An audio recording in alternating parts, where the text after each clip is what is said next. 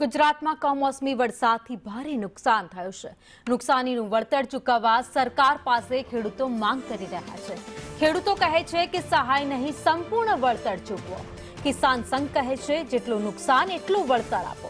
કોંગ્રેસ કહે છે કે વીઘે 18,000નું નુકસાન છે, જેટલા વીઘામાં નુકસાન એટલું વળતર ચૂકવો। આમ આદમી પાર્ટી કહી રહી છે કે હેક્ટરે 50,000નું વળતર ખેડૂતોને ચૂકવવામાં આવે।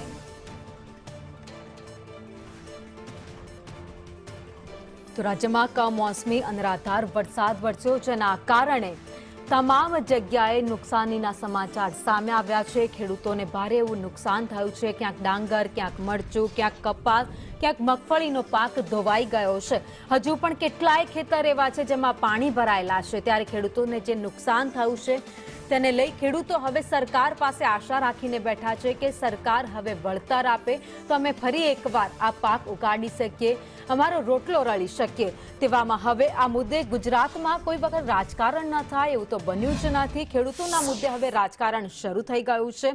અલગ અલગ મુદ્દાઓને લઈને ભાજપ કહી રહ્યું છે, સહાયની વાત કરી રહ્યું છે। તેમણે કહ્યું કે તાત્કાલિકમાં સહાય ચૂકવવામાં આવશે, સર્વેની વાત કરી દીધી છે। તેવામાં હવે વિપક્ષ છે એ મેદાને આવી ગયું છે અને કહેવું છે કે દેવું માફ કરો।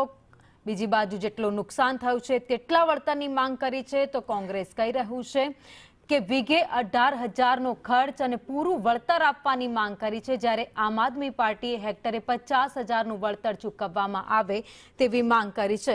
એટલે કે વિપક્ષ હવે ખેડૂતોના મુદ્દે મેદાને આવી ગયું છે અને સરકાર ઉપર પ્રેશર બનાવી રહ્યું છે। કિસાન સંઘ કહે છે જેટલું નુકસાન થયું છે એટલું વળતર આપવામાં આવે, જ્યારે ખેડૂતો કહી રહ્યા છે કે સહાય નહીં, સંપૂર્ણ વળતર ચૂકવવામાં આવે તો જ ફરી એકવાર અમે જે આ દશા થઈ છે અમારી એ સુધરી શકે।